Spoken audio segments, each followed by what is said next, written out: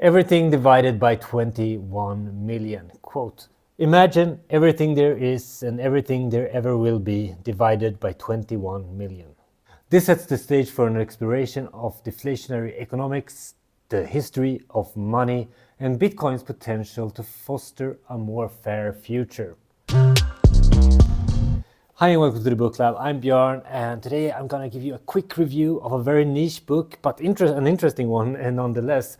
Bitcoin, Everything Divided by 21 Million by Knut Svanholm. This book is a philosophical dive into the world of Bitcoin, centering on one of Bitcoin's unique features, the capped supply of 21 million coins, and how this scarcity could reshape our understanding of value, time, and society.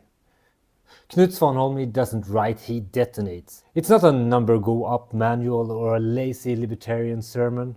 It's a manifesto, part economic theology, part a cosmic slap in the face, demanding you to confront what money really is and what it has done to us. Svanholm's premise is audaciously simple. There will only ever be 21 million Bitcoin. It's being adopted slowly and steadily worldwide. That number, fixed and unbending, is the gravitational center of his worldview. Everything, our time, our labor, our lives, gets divided by it.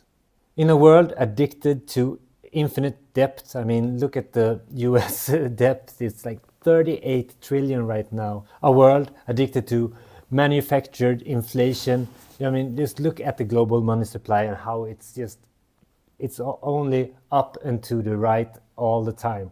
In this world, the capped supply of Bitcoin becomes a finite constant that is more than code. It's a mirror to be held up towards the madness. And some might say, but Knut, hold up. Just because something is scarce doesn't make it valuable. My teeth are scarce, but they're not great to use as money anyway. Well, there's more attributes than just scarcity that make something a good money. Combine all of them and you get something truly special. Bitcoin is durable, it's immune to physical degradation, it's portable, divisible, and uniform. All units are exactly the same and interchangeable.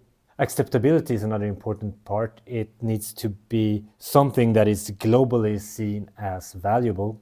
And it needs to be inflation resistant. And, well, Bitcoin is... You're not able to counterfeit it at all. Decentralization is another important aspect. No single authority or nation can control it. In today's day and age, it also needs to be global and transferable. You need to be able to move it with ease to different locations. Your teeth has a few of these attributes. Gold and fiat money, state-issued money, has even more attributes of these kinds, but Bitcoin has them all, making it the first engineered perfect money, in theory at least, as long as it stays decentralized and secure.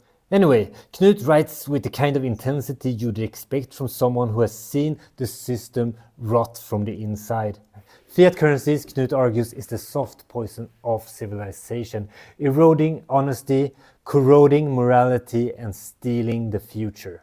Bitcoin, by contrast, is not salvation, it's the reckoning. A monetary black hole that swallows illusions. It takes a very nerdy mind to understand and realize what's going on in the world. To question who's pulling the strings, you need to be interested in mathematics, history, economics. It takes a curious mind. But make no mistake, this is not a balanced book. Knut doesn't waste any ink pretending that fiat has virtue.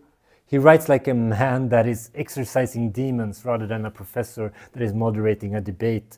Everything Divided by 21 Million doesn't ask you politely to reconsider. It grabs you by the collar, pushes you towards the edge of the financial abyss and dares you to stare down it. I really enjoy this book. It's a book for someone who's already quite familiar with the topic of Bitcoin, and I especially like the more philosophical aspects of this book. It's very much centered around the scarcity aspect of Bitcoin, but there's so much more to explore. But if it's your first time being kind of poking around the subject, then I will recommend a few other books that I think are better starting points. The first one, and it's You can probably already guess which one that is, and it's Safedin Amou's book, The Bitcoin Standard. This is like the best book to start exploring what's wrong with fiat currencies.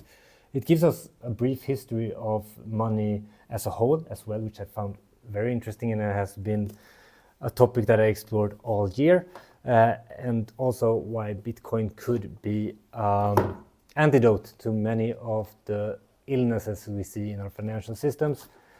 Another one is The Price of Tomorrow by Jeff Booth. Let's see if we can find it here. Oh, maybe not, but I put a picture here. This book talks about the conundrum we're in when it comes to debt. Everything is based on debt, and the debt-based system runs into a problem when technology offers more and more production gains. As we evolve our technologies, we can make things in a cheaper way, a more effective way, which should be deflationary, right? But what do we see everywhere? Inflation. How could this be? How could we become more productive, smarter in how we do things, and prices still go up? They should drop. That's what Jeff Booth explores in this book. It's a fantastic book, The Price of Tomorrow. So that was the little video for this week. Quite niche subject. Hopefully I will bring some book reviews about books that have a more broader appeal soon, because I've been very much down the rabbit hole when it comes to reading up about financials and how money works recently. But I'm also working on a theme for next year as a reading, so I'm going to present that very soon. And I'm also finishing Ryan Holiday's new book, Wisdom Takes Work, the last part in his Stoic Virtues series. So that will be a change of pace when I review it in a couple of weeks. And also we have a fiction book called, I always forget the name, The Mandibles. So that was a great book, probably the best book I've read like the last 6 months. So I'm going to review that as well next week. Until then, Björn out, and let me know what you read in the comments, because I love to hear what you guys are reading. Take care.